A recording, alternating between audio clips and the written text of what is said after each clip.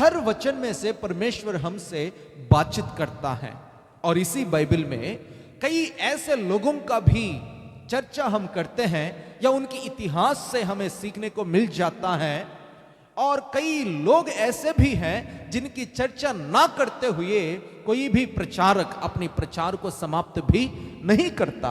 For example, Abraham को देखा जाए, उनकी विश्वास को लेकर के, उनकी यात्रा को लेकर के, उनकी बुलावट को लेकर के, उनके साथ परमेश्वर ने किया हुआ वाचाओं को लेकर के कोई ना कोई हर दिन कहीं ना कहीं अपने प्रचार में जरूर उन बातों को टच करता है। और वैसे ही मूसा के बारे में भी प्रचार करते हैं। मूसा के बारे में उनके द्वारा परमेश्वर ने किया हुआ अद्भुत कामों को हम चर्चा करते हैं। दाऊद के बारे में गुलियात को मारा हुआ उस बालक दाऊद की चर्चा, और उस भेड़ों को चराने वाला किस प्रकार उन्होंने राजा बना है, उनकी चर्चा हम अपने प्रचार में या कई बाइबल पढ़ते हुए समय पे, कई वचन सुनते हुए समय पर कहीं ना कहीं इन लोगों की चर्चा हमारी यात्रा में या हमारे जीवन में हम देख ही रहे हैं। उत्पत्ति से लेकर के प्रकाशित वाक्य तक अलग अलग लोग हैं जिनकी प्रभाव आज भी हम अपने जीवन में देख सकते हैं, उनके बारे में हम सुन सकते हैं। परंतु आज मैं एक व्यक्ति की परिचय में आपको दिलाना चाहता हूं जिनकी चर्चा उनकी बारे में या उनके नाम क्रिसमस में भी कई बार नहीं लिया जाता है, और क्रिसमस के मौसम के लिए ही उनके नाम को या उस व्यक्ति की इतिहास को सीमित किया गया है।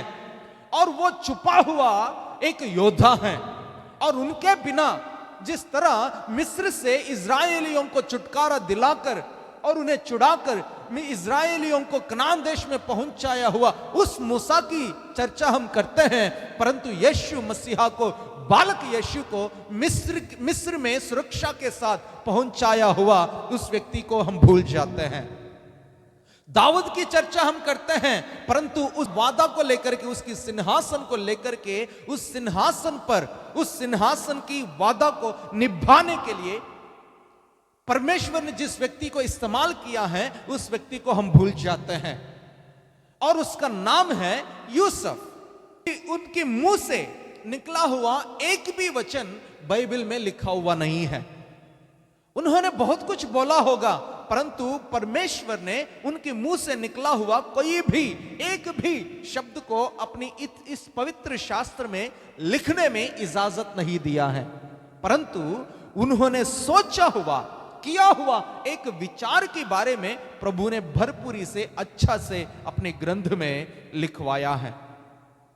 और उस यूसुफ के जीवन में से आज हम कुछ बातों को सीखने को कोशिश करेंगे, क्योंकि यूसुफ दाऊद की संतान में से आया हुआ, दाऊद की वंश में से आया हुआ एक व्यक्ति है, और उस व्यक्ति ने प्रभु यीशु मसीहा को नामकरण किया था यीशु करके।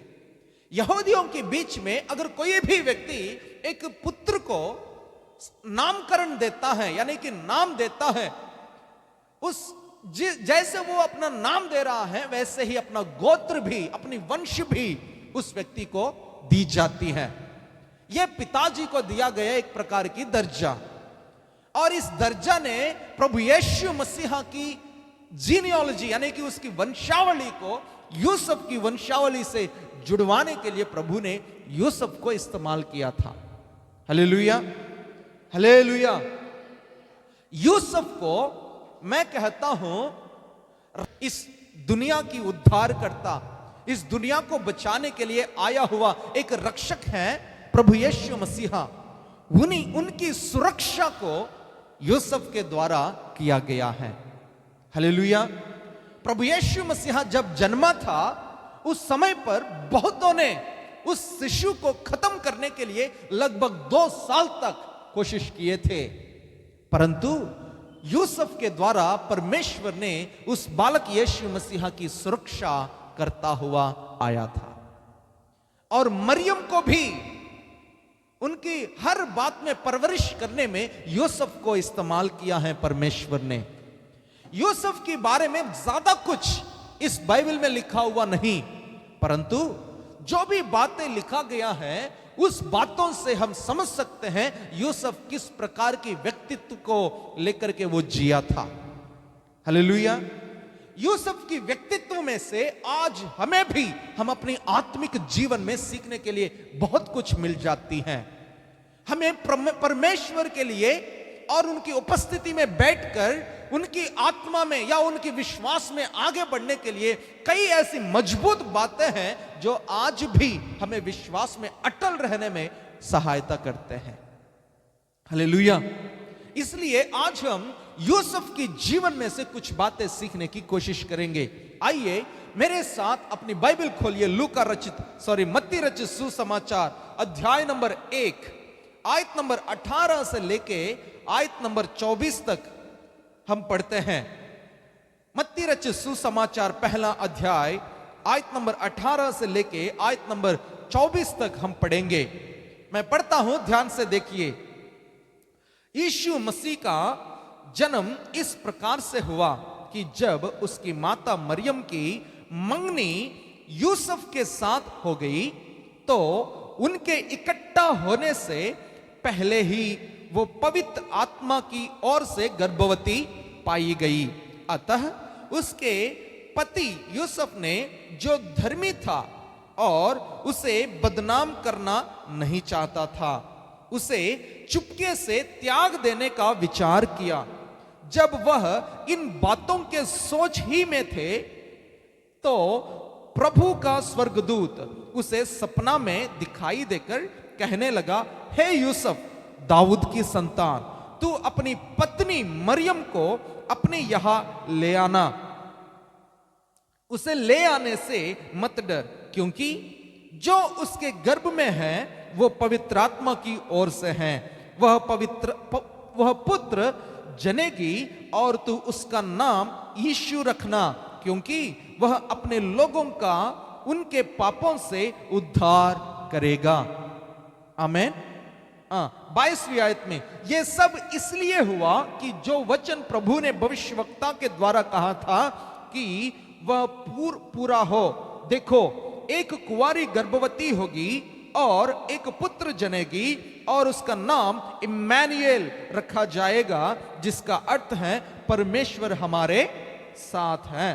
तब यूसुफ नींद से जगकर प्रभु के दूत की आज्ञा के अनुसार अपनी पत्नी को अपने यहां लेकर आया है।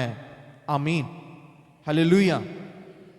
आज हमने पढ़ा हुआ इस वचन में से कुछ बातें हैं, उसे क्लैरिफिकेशन दे करके मैं आगे बढ़ना चाहता हूं।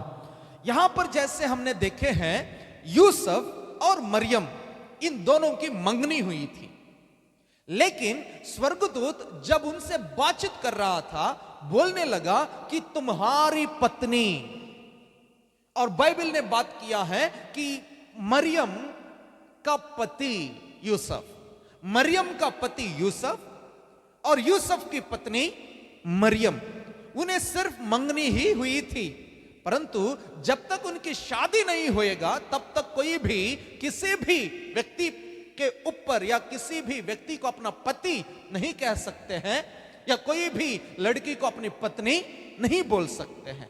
परंतु यहां पर कह रहा है कि तुम्हारी पत्नी मरियम को लेकर आने में तू मत डर। हालेलुया। और कह रहा है कि मरियम के पति यूसुफ। इन शब्दों को इस्तेमाल करने के पीछे एक इतिहास है। इतिहास यह है, यहूदियों के बीच में शादी की रीति रिवाज, उनकी रीति रिवाज इस प्रकार की है, जब एक लड़का और लड़की की मंगनी हो जाती है, समझो उन दोनों का शादी हो गया। जब मंगनी होती है समझो कि उनकी शादी हो गई है, परंतु शादी की असली शादी से पहले जब मंगनी हो जाती है, मंगनी से लेकर लगभग 6 महीना से 1 साल तक उनको समय दी जाती है। इतने ही समय के अंदर लड़का एक इस घर को खड़ा करना होगा, घर की तैयारी करनी होगी। लड़की को अपने घर लेकर आने से पहले घर को वो तैयार करके रखना होगा लड़का। और लड़की क्या करेगी? लड़की अपने पिताजी के घर में ही रहेगी, परंतु उन्हें 10 सिक्के दी जाएंगे। 10 सिक्के उन्हें दी जाएगी। और इन 10 सिक्कों को जब तक शादी नहीं होगा तब तक इन 10 सिक्कों को संभाल के रखना होगा। और इन सिक्कों में से किसी भी एक सिक्का को भी इधर उधर नहीं कर सकते। जिन्हें दिया गया है उन्हीं को संभाल के रखना होगा। शादी में उन 10 सिक्कों को लेकर आना है और अपने पति को, जिस लड़का के साथ मंगनी हुई थी, उस लड़का को देना होगा। इसलिए प्रभु यीशु मसीहा स्वर्ग राज्य की उदाहरणों को बताते हुए एक उपमा कहता है कि एक स्त्री थी जिनके पास 10 सिक्के थे, उनमें से एक सिक्का को उन्होंने खो दिए। पर उस स्त्री ने उस सिक्का के लिए पूरी घर को झाड़ू पोछा कर ली। जब तक वो सिक्का को नहीं पाई तब तक उसे ढूंढने में लगी हुई है। जब वो सिक्का मिल गई, आसपास के लोगों को बुला लिया और उनके साथ खुशियां मनाई थी। क्यों? एक सिक्का के लिए कितना खुशियां, क्यों? क्योंकि उस सिक्का को खोने से वो उस लड़का को खो देगी। अगर वो सिक्का खो गई है, समझो पूरी घर, पूरी मोहल्ला में, पूरी गांव में उसकी बदनामी हो जाएगी। बोला जाता था कि अगर ये 6 महीना के लिए, 1 साल भर के लिए इन 10 सिक्कों को संभाल नहीं सकती है, जिंदगी भर हमारी परिवार को क्या संभाल पाएगी। इसलिए उनकी शादी के बीच में इस प्रकार की मंगनी के बाद लगभग 6 महीना से लेकर 1 साल तक समय दी जाती थी। और यही समय में ये दोनों ऑफिशियली वाइफ एंड हस्बैंड थे। ये दोनों वाइफ एंड हस्बैंड कहा जाता है, परंतु शारीरिक रीति से एक जगह में वो रह नहीं सकते। और उस समय को उन्हें परखने का समय भी कहते थे। एक दूसरों को कहां तक वो अपने आप को संयम के साथ, सेल्फ कंट्रोल के साथ किस प्रकार वो रह सकते हैं, और ये भी इन दोनों के बीच में उस समय में परखा जाता था। तब जाकर 1 साल के बाद जब शादी का दिन आता है, तब ये स्त्री कुंवारी पवित्रता के साथ लड़का के घर में पहुंच जाएगी। और ये 2 भाग हैं, शादी का 2 भाग है। एक तो मंगनी, दूसरा शादी। शादी मंगनी में ही हो जाती है, और जिस दिन शादी कहा जाता है उस दिन लड़की अपने ससुराल के घर आ जाती है। और यह है यहूदियों के बीच में रीति रिवाज शादी को लेकर के। उन दिनों में, अगर अब तो शहर है, कोई किसी को नहीं पता है अपने पड़ोसी के साथ क्या हो रहा है, अपने बगल वाले फ्लैट में क्या हो रहा है, किसी को कोई पता नहीं है।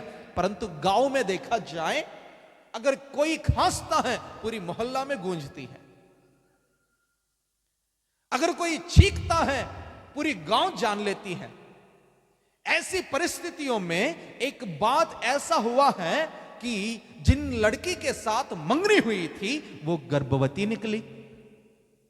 समझो, यूसुफ की परिस्थिति को समझने की कोशिश कीजिए, यूसुफ की परिस्थिति को अंदाजा लगाने की कोशिश कीजिए। छोटा सा गांव नासरी नामक एक गांव है। उस गांव में उनकी मंगनी जिनके साथ हुई थी और वो गर्भवती, इस खबर पूरी मोहल्ला में गूंजी है। देखिए, अपनी पति या पत्नी के बारे में जो गलत करता है, उस गलती के बारे में सबसे लास्ट उन पति को या उस वाइफ को ही पता चलेगा। सबसे पहले मोहल्ला को पता होगा। मोहल्ला में बात गूंजती है, सड़ती है, रहती है, सेकती है, उसके बाद आखिर में घर में पहुंच जाती है। अब यहां पर यूसुफ के कान में पहुंच गया है कि मरियम गर्भवती है, और इस बात समझो कि मोहल्ला में कब तक वो गूंज रही होगी, कब तक वो घूम रही होगी। और इन बात को एक से लेकर दूसरे, दूसरे से लेकर तीसरे, हर कोई अपना कान खा रहे हैं। और इस यूसुफ सोचने लगे, ये कैसा हो गया है। मैंने सोचा ये मरियम बहुत अच्छा भक्ति करती है, बहुत अच्छा प्रार्थना करती है, उपवास करती है, कलीसिया में जाती है, और ये परमेश्वर का भय रखने वाली है, और ये स्त्री ऐसी कैसी गलत काम करके निकली है। और इस प्रकार यूसुफ ने भी सोचा होगा, परंतु और उनकी सोच विचारों को लेकर के उन्होंने जल्दीबाजी नहीं की। और वो यहां पर लिखा हुआ है कि वो धर्मी था, इसलिए चुपके से त्याग देने का विचार उन्होंने किया है। चुपके से त्याग देने की विचार यहां पर यूसुफ ने किया, क्योंकि वो धर्मी है। आमीन। चुपके से त्याग देने के लिए उन्होंने जैसे विचार किया, वहां पर मूल भाषा में, ओरिजिनल लैंग्वेज में यह लिखा गया है कि वो खुद ही चुपके भागने की विचार किया था। चुपके भागने का विचार मतलब यह है कि लड़की ऐसा है, गर्भवती हो गई है, अगर मैं यहां पर रहूंगा तो फिर मुझे मोहल्ला में, पंचायत में उन्हें बुला करके लोगों के सामने, जैसे व्यवस्था विवरण में 22वीं अध्याय में लिखा है, उसी प्रकार मुझे इस लड़की के साथ करना होगा। उन्हें 4-5 लोगों के बीच में बुलाना होगा, पंचायत में खड़ा करना होगा, लोगों को बोलना होगा कि ये फलाना ऐसी बातें हैं, तो आज मैं इन्हें तलाक दे रहा हूं, आज के बाद मैं इनसे शादी नहीं करूंगा। इस प्रकार मुझे घोषित करना होगा। अगर मैं ये बातें घोषित करूंगा, लड़की बदनाम हो जाएगी, लड़की का नाम बदनाम हो जाएगी। और इन्होंने क्या करी क्या नहीं करी मुझे नहीं पता, परंतु मैं तो इनके नाम बदनाम नहीं करना चाहता हूं। इसलिए उन्होंने कहीं नहीं गया, अपने आप विचार करने लगे कि मैं चुपके भाग जाऊंगा। जब ये चुपके गांव छोड़कर भाग जाएगा, छोड़ के भाग जाएगा, तब लोग क्या कहेंगे? शायद यूसुफ ने ही गलत किया। ये स्त्री ठीक है, लेकिन यूसुफ ने इनके साथ धोखाबाजी किया है। और यूसुफ निंदा को अपने ऊपर लेने तक वो तैयार हो गया है। Hallelujah, hallelujah. और इस तरह की परिस्थितियों के बीच में से परमेश्वर की स्वर्गदूत उन्हें सपना देती है।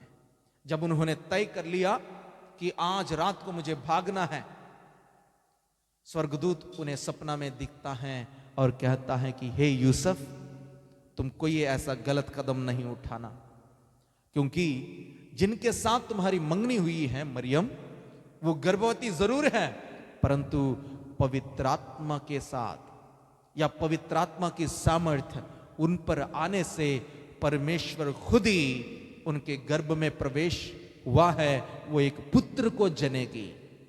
जेंडर की डिक्लेरेशन, लड़का पैदा होगा या लड़की पैदा होगा, पहले से ही बताया गया है कि ये लड़का पैदा होगा, उसका नाम यीशु रखना। आमीन, हालेलुया। यूसुफ ने उस सपना में जो कुछ देखा है, उस सपना के अनुसार उन्होंने उस दिन तय कर लिया, अपने आप को डिसाइड किया है, निर्णय लिया है कि आज के बाद मुझे मरियम को छोड़ना नहीं। आमीन। और इस प्रकार की जीवन जी रहा था यूसुफ। आज इनके जीवन में से हमें कुछ ऐसी बातें सीखने को मिल जाते हैं जो हम भी हमारी परिस्थितियों में उनके अनुसार चलने पर बहुत कुछ चेंजेस हम देख पाते हैं। हालेलुया। सबसे पहली बात देखिए, क्वाइटनेस, साइलेंस, मौन या चुपचाप खड़े रहना। Hallelujah, hallelujah. पूरी मोहल्ला गूंज रही है, पूरी मोहल्ला में हल्ला मच गई है, और यहां पर यूसुफ के पास हर प्रकार की सुविधा है, हर प्रकार की मौका है कि मरियम के ऊपर ये गलत कदम उठाकर या ये मरियम के ऊपर ये कुछ मुकदमा लड़े। इनके पास हर प्रकार की सुविधा है, हर चैलेंज, हर बात है इनके पास, हर एक एविडेंस है। क्योंकि मरियम ने जब इस प्रकार के दर्शन उनके जीवन में आई थी, ये पहुंच गई हैं एलिजबा के पास, और एलिजबा कहती हैं कि आज मेरा प्रभु की मां हमारे पास कैसा आना संभव हुआ है। और यूहन्ना जो एलिजबा के गर्भ में थे, वो नाचने लगा है। हालेलुया। इसका मतलब मरियम की गर्भवती होने का खबर हर मोहल्ला में, हर गांव में, हर पहाड़ पर घूमने लगा है। इस तरह की उलझनों में हमारे जीवन में भी, हमारे जीवन में भी कई ऐसे उलझनाएं आ जाते हैं। लोग हम नहीं किए हैं पर फिर भी हमारे ऊपर उंगली उठाकर दिखाते हैं। हमने बोला नहीं, परंतु कहते हैं कि इसने ही बोला, इन्होंने ही किया, इन्हीं की वजह से ये सारी चीजें बिगड़ गए हैं। इस प्रकार हम पर उंगली उठाकर लोग दिखाते हैं। और यूसुफ के जीवन में भी यही परिस्थिति आ गया। इसी परिस्थिति के बीच में यूसुफ साइलेंट हो गया है, चुपचाप खड़ा हो गया। और इस यूसुफ बिल्कुल बिल्कुल उत्पत्ति में जो यूसुफ है और उनकी और इनकी कुछ चीजें हैं, मिला जुला होता है। इन्होंने भी कुछ नहीं कहा और उस यूसुफ ने भी कुछ भी नहीं कहा। जब याकूब की संतान में 12 बच्चों में से सबसे छोटा लड़का यूसुफ थे और यूसुफ को याकूब बहुत अच्छा से प्रेम करता था, बहुत ज्यादा प्रेम करता था। और इस प्रेम की वजह से बाकी भाइयों के बीच में जलन आ गया और इसकी वजह से उन्होंने सोचे कि हम इस यूसुफ को हम मार देंगे। उन्होंने विचार किए थे, पर उनके भाइयों में से एक भाई ने कहा नहीं, इसको है ना हम बेच देंगे। उनको मिस्र देश में बेचा गया है। जब उन्हें मिस्र देश में बेचा गया, वहां गुलाम बन के गए और वहां से एक घर में उनको काम करने के लिए बेच दिया गया है। किसी ने खरीदा उन्हें अपने घर में काम करने के लिए। वो काम कर रहा था। काम करते हुए समय पर मालकिन ने, उस मालिक की पत्नी ने उनके साथ गलत व्यवहार करने लगी। और एक दिन जब घर में कोई नहीं थे और उन्हें पकड़ने लगी है, और यूसुफ ने परमेश्वर के भय के कारण उस औरत को मना किया, वो बाहर भाग जाता है। जवान व्यक्ति, जवान लड़का, और अपने जीवन में किसी भी प्रकार के पाप को अब तक उन्होंने देखा तक नहीं। और ऐसी परिस्थिति में मौका आने पर भी, समय आने पर भी वे अपने जीवन में कोई गलत उन्होंने नहीं किया है। हालेलुया। जब तक मौका नहीं आए, किसी भी व्यक्ति हो, किसी भी प्रकार की मौका क्यों ना हो, चाहे पैसों को लेकर के, लालच को लेकर के, घर को लेकर के, किसी भी प्रकार की बातों को लेकर के क्यों ना हो, जब तक मौका नहीं मिले तब तक हर कोई धर्मी ही है। लेकिन जब मौका आने पर भी वो जो गलत नहीं करता है, वो सच्चा धर्मी होगा। Hallelujah, hallelujah. कह सकते हैं मैं चोरी नहीं करूंगा, लेकिन 10 किलो सोना वहां रखो और अकेला छोड़ दो, तब बाहर निकलता है असला।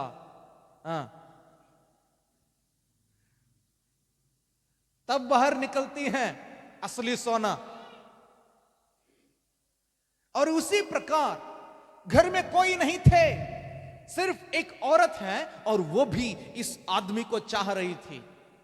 लेकिन यूसुफ ने परमेश्वर की भय खाया और परमेश्वर का भय के साथ उन्होंने उस औरत को मना किया, और फिर भी वो फोर्स कर रही थी और ये भाग गया है बाहर। जब उन्होंने भाग गया था और इस औरत ने उल्टा इंतजाम करने लगा है, उल्टा गलत व्यवहार, गलत रीति से उन पर एक मुकदमा लड़ी है, बोलने लगी है इस यूसुफ ने मेरे ऊपर हाथ डाला। तो मालिक उन्हें बंदी गृह में डाल देता है। जब उन्हें बंदी गृह में डाला गया, तब भी उन्होंने मुंह नहीं खोला, बोला किसी को नहीं कि मैं कोई गलत नहीं किया हूं, इस औरत गलत है, किसी को भी नहीं बताया था। और बंदी गृह में भी, और उन्होंने सपनाओं को देखा हुआ, उन सपनों की भाव बताकर, जिन्होंने उस अर्थ को जानकर, जिन्होंने अपने जीवन में भलाई को प्राप्त किए और यूसुफ को भूल गए, फिर भी उन्होंने कोई मुंह नहीं खोला, कुछ भी नहीं कहा। ऐसी चुपचाप बैठा हुआ यूसुफ के जीवन में परमेश्वर ने उस गुलामी स्थिति में से उन्हें प्रधानमंत्री की स्थिति में बिठाया था। Hallelujah, hallelujah. चुप रहने में सामर्थ्य है। आपको चिल्ला चीखी करने की कोई जरूरत नहीं। लोग कह रहे हैं तो कहने दो, बोल रहे हैं तो बोलने दो, आपके पीछे चुगली कर रहे हैं तो करने दो, कोई बात नहीं। आपको उल्टा बोलने की कोई जरूरत नहीं है, क्योंकि परमेश्वर कहता है तेरा बदला लेना मेरा है। आमीन, हालेलुया। अगर आप कोशिश करोगे बदला लेने के लिए, परमेश्वर कहेंगे कि मेरा बस की बात नहीं है, मैं नहीं करूंगा कुछ भी, मैं कुछ हेल्प नहीं करने वाला हूं। परंतु जब आप कहेंगे कि प्रभु मैं चुप हूं, आप मेरा युद्ध लड़े, तो देखो, चुपचाप खड़े होकर के देखो परमेश्वर तुम्हारी ओर से कैसे जंग लड़ता है। Hallelujah, hallelujah. देखिए, तितली होती है, तितली, और एक तितली बहुत अच्छा लगता है उड़ते हुए, रंग बेरंग की पंख होते हैं उनके, और इधर से उधर, उधर से इधर, इधर से उधर चलती रहती हैं। बचपन में हम ये भी विचार करते थे, हम ये सोचते थे तितली को पकड़ने से ऐसा कुछ पाउडर जैसा होता है, उसकी टीका लगाएंगे तो पैसे मिल जाएगा।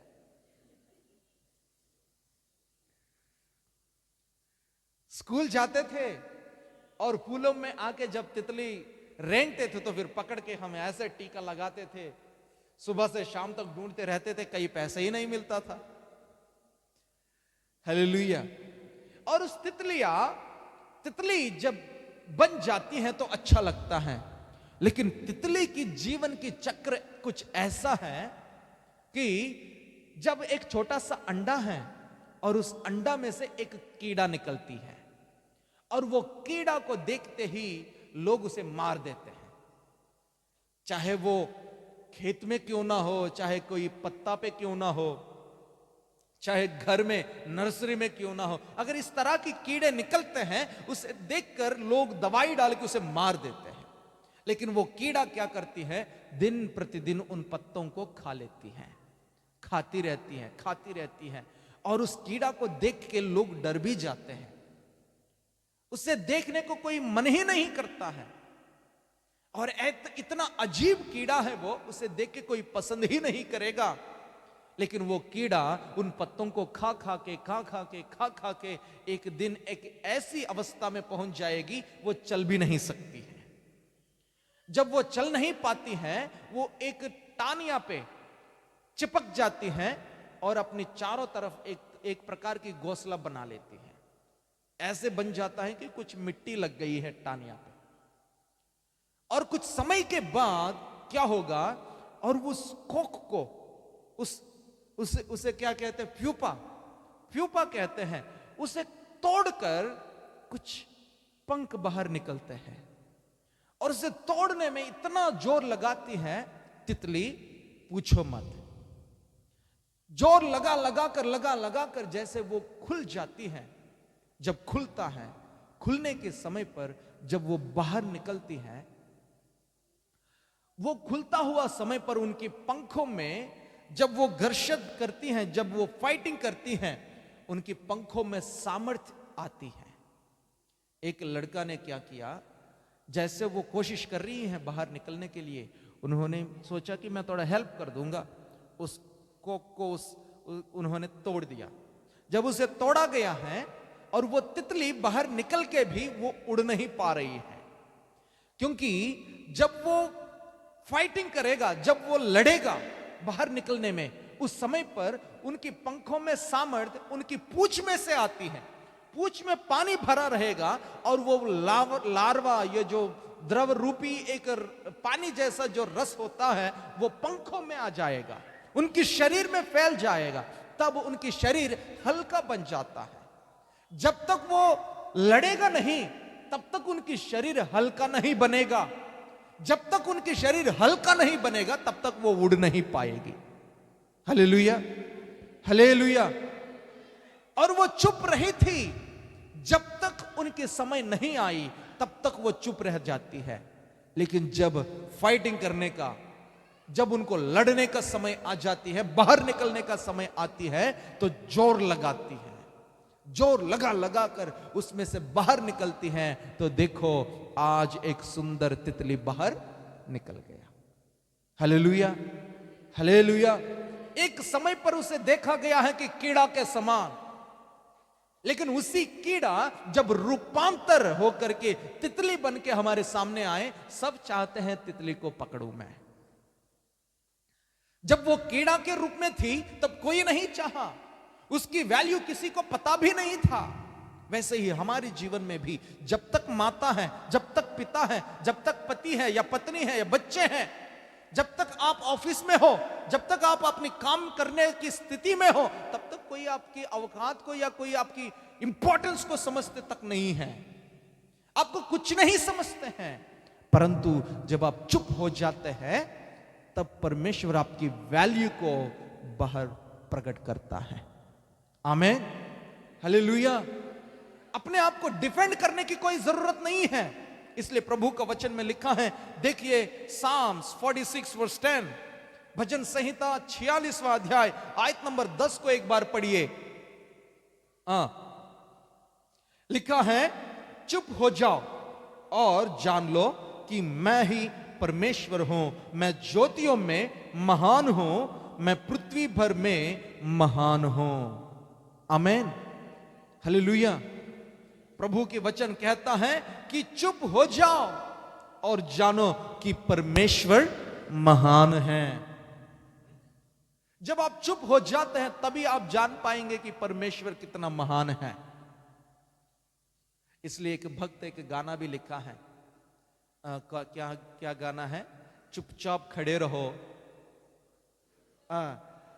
डरो मत चुपचाप खड़े रहो। हालेलुया। डरना नहीं, चुपचाप खड़े रहो। अपने आप को परमेश्वर की उपस्थिति में ला करके मौन होकर के, किसी को कोई जवाब देने की जरूरत नहीं, परमेश्वर ही मुंह तोड़ जवाब तुम्हारी ओर से देगा। आमीन, हालेलुया। जो लोग तुम्हारी अपमान कर रहा है, आज तुम्हारे बारे में निंदा कर रहे हैं, तुम्हारे बारे में कुजली कर रहे हैं, तुम्हारे बारे में इधर उधर जाकर के बोल रहे हैं, उनका कोई जवाब देने की जरूरत नहीं। मेरे बारे में भी कईयों ने मेरे पीठ पीछे बहुत कुछ बोले हैं, और जब वो बातें घूम फिर के मेरे सामने आए, मैंने कहा शायद हो सकता है उन्होंने शायद मेरे जीवन में इन गलतियों को देखा होगा। तो मैंने कहा परमेश्वर मुझे उन गलतियों से बाहर निकालने पाए। आमीन। उन्होंने सोचा अगर वो ये बात बोले तो फिर मैं कुछ रिएक्ट हो जाऊं। मैंने कोई रिएक्शन नहीं दिया, क्योंकि मुझे रिएक्ट नहीं होना है, परंतु परमेश्वर की वचन को लेकर के, उनकी इजाजतों को लेकर के मुझे रेस्पॉन्ड होना है। आमीन, हालेलुया। इन बातों पर मैंने कई बार ये कहा था कि देखो, पानी की बोतल ले लो, एक सोडा की बोतल ले लो, दोनों की मुंह ढक्कन बंद करके दोनों को हिलाओ, दोनों को हिलाओ। जब पानी की ढक्कन खोलोगे क्या होगा? पानी की ढक्कन खोल दिया तो क्या होगा? कुछ भी नहीं। लेकिन जब सोडा की ढक्कन खोलोगे,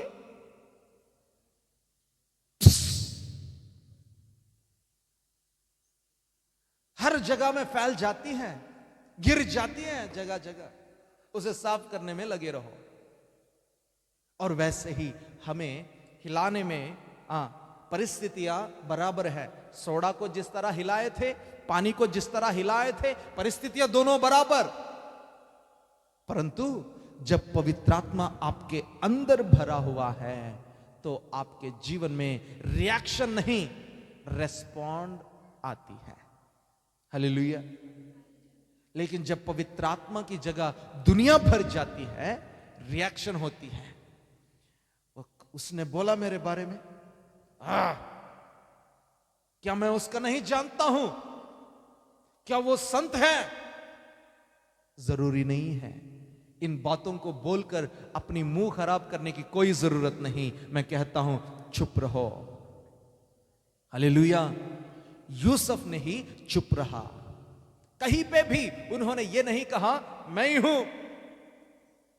आज तुम यीशु के पीछे पड़ रहे हो ना, मैं ही था।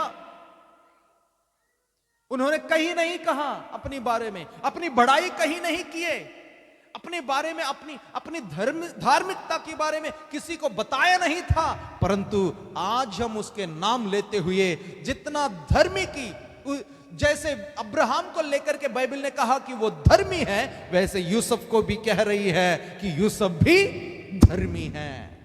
हालेलुया। इससे बड़ा गवाही क्या चाहिए, इससे बड़ा दर्जा क्या चाहिए यूसुफ को। हालेलुया। परमेश्वर अपने साथ खड़ा होकर के आपके जीवन में तुम्हारी जंग लड़ेगा। चुपचाप खड़े रहो। आमीन। आपको कहीं भागने की जरूरत नहीं। देखिए, आज जहां पर आप बैठ के आराधना कर रहे हो, इस जगह को परमेश्वर ने मुझे तब दिया था जब मैं चुप होके घुटना टेका। आराधना करने के लिए, जगह के लिए मैं पूरी दिल्ली घूम रहा था। मालवीय नगर, छतरपुर, मैदानगढ़ी, साकेत, हर जगह में घूम रहा था। नेपसराय, नंदा हॉस्पिटल, इधर उधर कई जगहों में घूम चुके हैं। जहां जाए वहां से कलीसिया को भगाने लगे लोग। बोल रहे भैया, अगर यहां आराधना करना है तो फिर आपको इतना भरना ही पड़ेगा। 2 महीना खत्म होते ही बोलते थे कि अब 30,000 नहीं 50,000 भरना पड़ेगा। जितना आटा नहीं है, इतना बड़ा रोटी कहां से लाके दूं मैं? तो मुझे वहां से खाली करना पड़ता था। प्रॉपर्टी डीलर्स को लेके इधर उधर घूमने लगा। लेकिन एक दिन पवित्र आत्मा मुझसे कहा है कि तुम्हारी इतना भागा दौड़ी करने की क्या जरूरत है? क्या तुम्हें इस जगह में बुलाया हुआ व्यक्ति या उस परमेश्वर, क्या मैं नहीं हूं? जब परमेश्वर ने यह बात कहा, मैंने बोला, भैया जितेंद्र, और हमारे पास कुछ अलग लोग भी आते थे, उनसे बोला था कि आज से हमें कहीं नहीं जाना है, किसी प्रॉपर्टी डीलर से मुलाकात करने की कोई जरूरत नहीं। उन्होंने बोले फिर कैसे? मैंने कहा मैं आज से 5 दिन के लिए उपवास प्रार्थना करने जा रहा हूं, परमेश्वर हमारे लिए मार्ग खोलेगा। आमीन। जिस दिन मैंने घुटने टेके उपवास के दिन घोषित किया, उसी दिन ही परमेश्वर ने मेरा प्रार्थना को सुन लिया। हालेलुया। सुबह मैंने घुटने टेका, 12-1 बजे फोन आती है, बोलते हैं आपके लिए एक जगह चाहिए आराधना करने के लिए। मैं दिखाता हूं, आओ। मैं गया एक जगह में, और वो दूसरा जगह था, और मैंने सोचा यही जगह होगा जो परमेश्वर ने हमें दिया। और शाम को 7-8 बजे एक और जगह के बारे में पता चलती है, वो जगह यही था। और ये दोनों जगहों को चुनने में भी, इन दोनों जगहों में कौन सा जगह है जो परमेश्वर ने हमारे लिए ठहराया, इन्हें चुनने में भी परमेश्वर ने मुझे मदद किया है। आज जब से हमने आराधना यहां पर शुरू किए हैं, तब से हम परमेश्वर की महिमा को हमारे बीच में देखने लगे हैं। Hallelujah, hallelujah. सही समय पर सही जगह में खड़ा होना भी जरूरी है। अगर आप सही जगह में सही समय पर खड़े नहीं हो, प्रभु आपके जीवन में, आपके जीवन में प्रभु देने वाले आशीषों को आप खो जाओगे, मिस करोगे। कई बार हम अपने विचारों को डालकर अपनी विचारों के अनुसार चलने की कोशिश करते हैं। अगर यूसुफ ने जैसे उन्होंने विचार किया वैसे उन्होंने निकल गया होता, आज यूसुफ की चर्चा आज नहीं किए होते हम। लेकिन उन्होंने विचार करके परमेश्वर के सम्मुख में, मैं जरूर यकीन करता हूं उन्होंने विचार तो किया होगा, परंतु प्रार्थना भी किया होगा। इसलिए स्वर्गदूत ने उनके सपना में आकर के उन्हें राह दिखाया। हालेलुया, आमीन। इसलिए संदेह में एक समाधान परमेश्वर ने उस दिन रात को यूसुफ के जीवन में दिया था।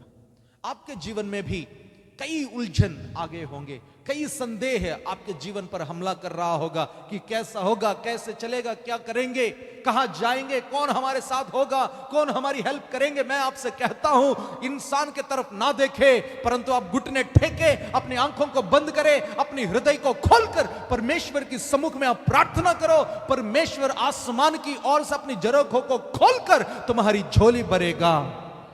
Hallelujah, hallelujah. परमेश्वर पर आशा रखो, तुम्हारी आशा नहीं टूटेगी। आमीन। और दूसरी एक और बात है, यूसुफ के जीवन में से हमें सीखने को मिल जाता है कि किसी पर दोष नहीं लगाना है।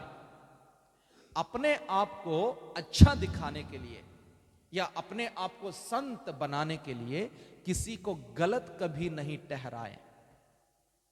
आपको नहीं पता है कि वो किस प्रकार की परिस्थिति में है होकर के वो गुजर रहे हैं। मरियम की परिस्थिति यूसुफ को नहीं पता था।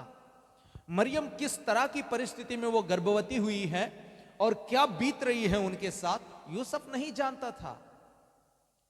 और यूसुफ ये भी बोल सकता है, सारी सबूत है वो गर्भवती है। यूसुफ ने तो उनके साथ मिले नहीं। ये भी बोल सकता है कि मैं उनके साथ कोई संबंध नहीं है, ये मेरा बच्चा नहीं है, ये गलत स्त्री है, ये बोल सकता है। इनके पास सारी चीजें हैं, सारी हथियार है, फिर भी यूसुफ ने गलत प्रचार मरियम के बारे में कहीं बताया नहीं। हालेलुया। और ये भी कि मैं मरियम को छोड़ने जा रहा हूं, ये भी उन्होंने अपने मन में ही विचार किया था, किसी को बोला नहीं था। वैसे ही आप अपने जीवन में इस आदत को जानिएगा, आदत बनाइएगा, किसी भी व्यक्ति के बारे में पीठ पीछे कभी नहीं बोलना। खबरदार, क्योंकि परमेश्वर कोई भी व्यक्ति की पीठ पीछे करता है, बोलता है, उसके सत्यानाश करेगा। ये प्रभु की वचन कहती है। देखिए, भजन संहिता में से एक वचन हम पढ़ते हैं। भजन संहिता अध्याय नंबर 101 आयत नंबर 5 को पढ़िए जल्दी।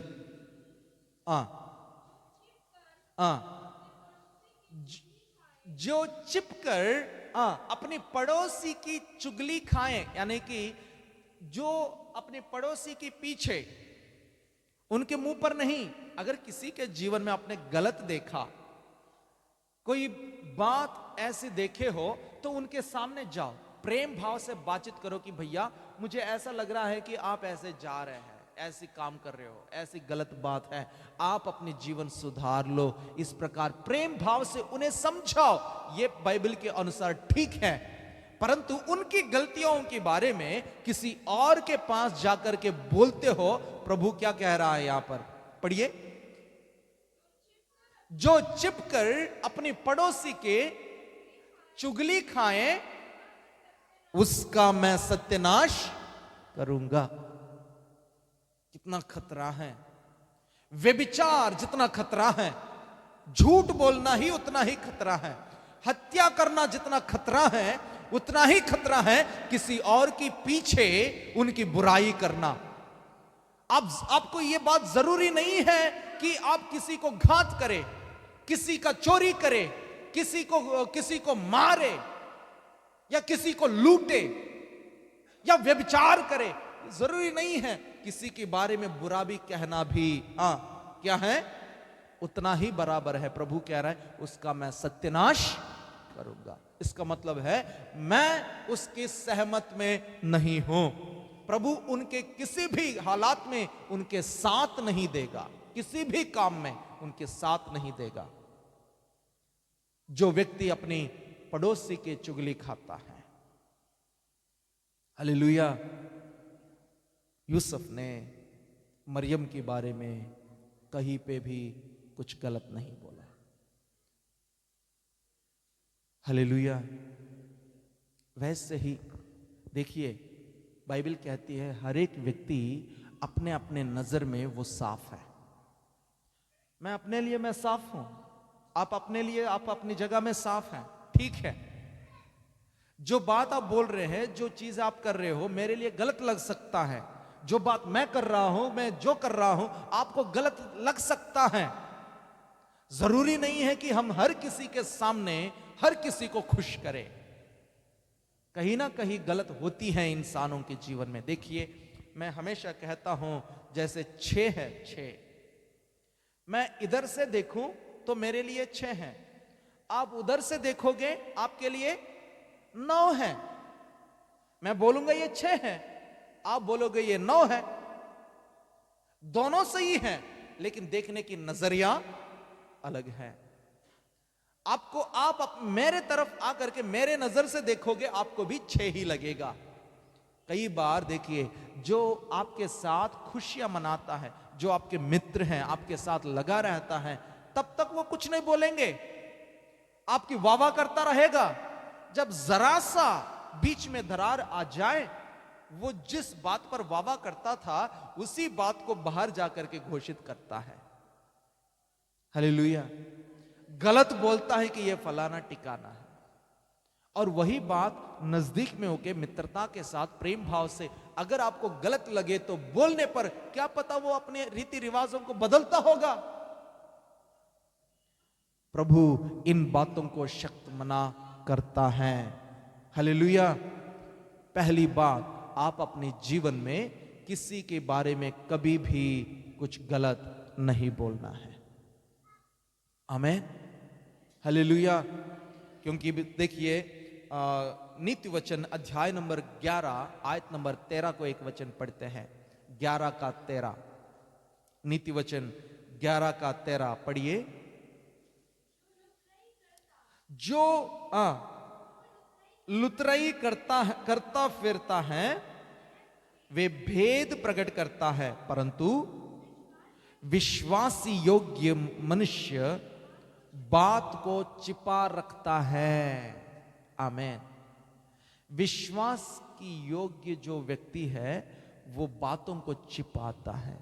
गलती से आपके साथ कुछ गलत हो गया हो, फिर भी उन बातों को कहीं जाकर के वो प्रचार नहीं करेगा, वो छुपाता है।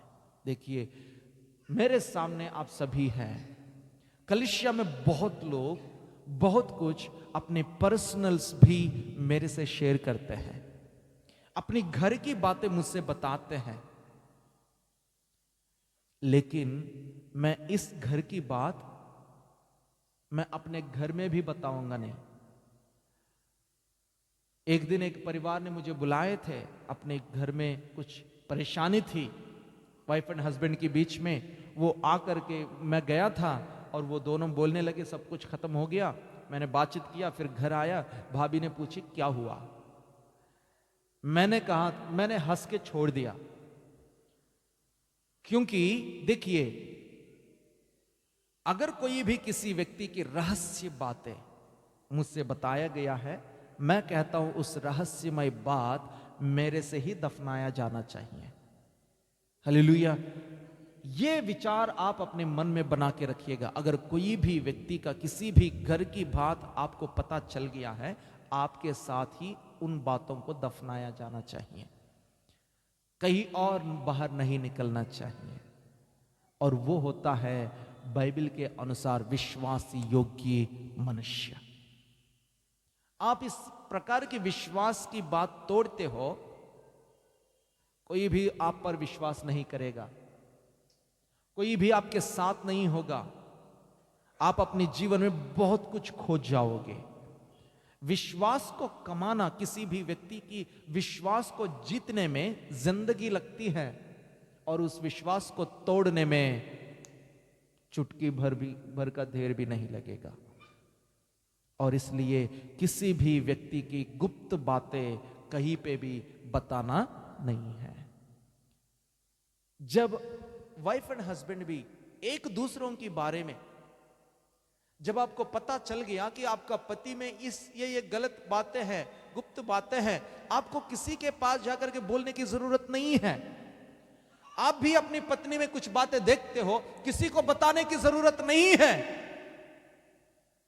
क्योंकि बाइबल कहती है तुम दोनों एक ही शरीर है। हालेलुया।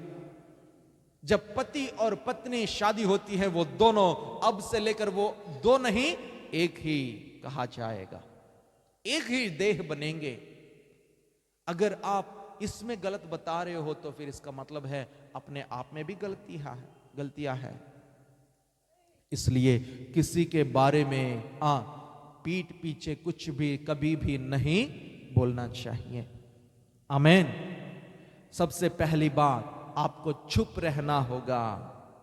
दूसरी बात, किसी के बारे में गलत बोलना मना है। कभी भी ये बात ना बोले, गलत बात किसी के बारे में। तीसरी बात यह है, चाहे कितने भी परेशानियां आए, कितने भी मन में दर्द ना आए, कितने भी परिस्थितियां पलट ना जाए, फिर भी स्टे कनेक्टेड विथ गॉड। परमेश्वर के साथ संबंध को बना के रखिए। हालेलुया। परिस्थितियां, कुछ ऐसी परिस्थितियां होते हैं जो हमें परमेश्वर से अलग कर देते हैं।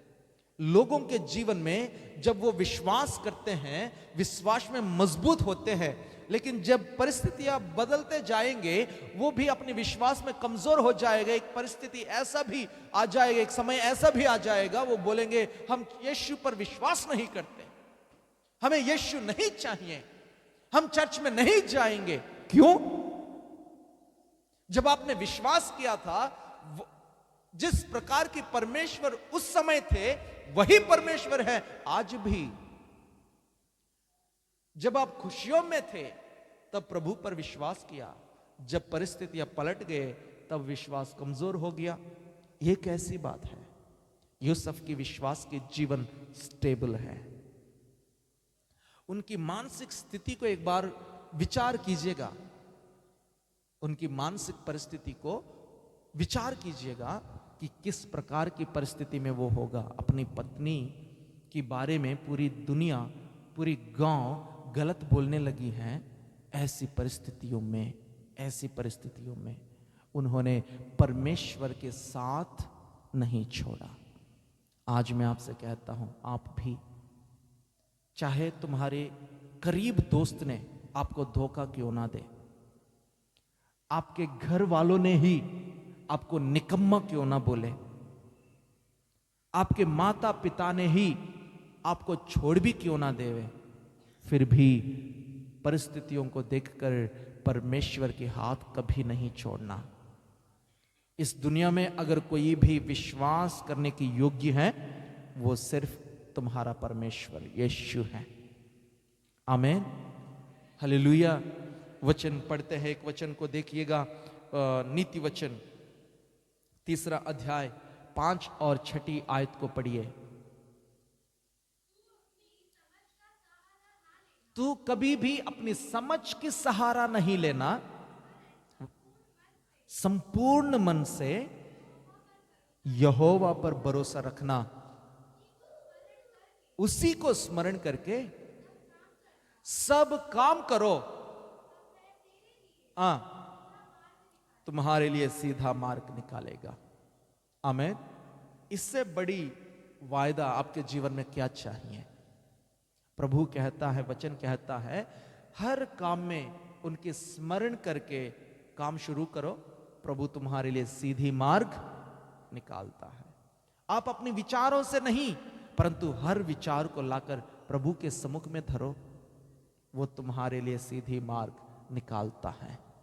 क्योंकि यशायाह की नबी के पुस्तक में लिखा हुआ है, प्रभु कहता है अध्याय नंबर 55 वर्ष नंबर 8 और 9 में, वो कहता है कि मेरी विचार तुम्हारी विचारों के समान नहीं है और मेरे मार्ग तुम्हारी मार्ग जैसे नहीं है। मेरी विचार तुम्हारी विचारों के बीच आसमान और धरती की जितना अंतर है, उतना ही अंतर है। यस, परमेश्वर की विचारों को कई बार हम नहीं समझ पाते। एक व्यक्ति ने, ध्यान से सुनिए, एक व्यक्ति जंगल में रहा करता था।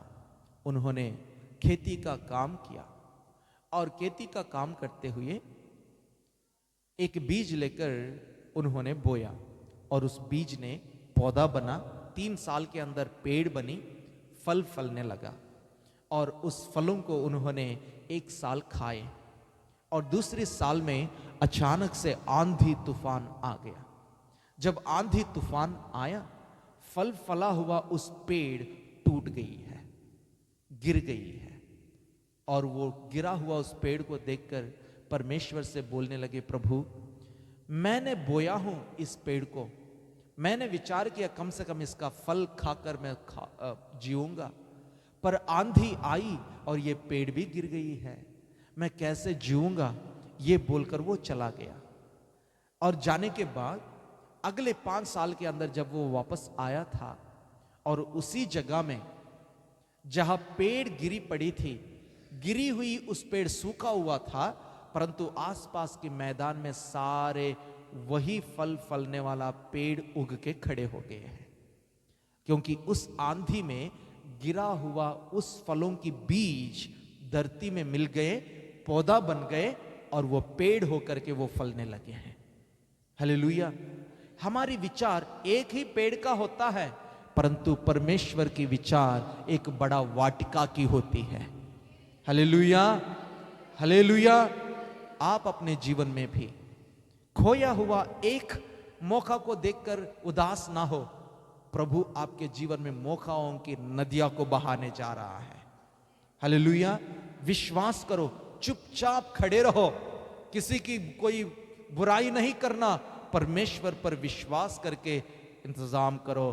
कुछ भी काम करते हो, उस काम में परमेश्वर का नाम लेकर आगे बढ़ो। प्रभु सीधी मार्ग निकालता है। आमेन, हालेलुया। बोलो यीशु मसीह की। तो आइए हम प्रार्थना में जाएंगे। सभी अपने आंखों को बंद करें।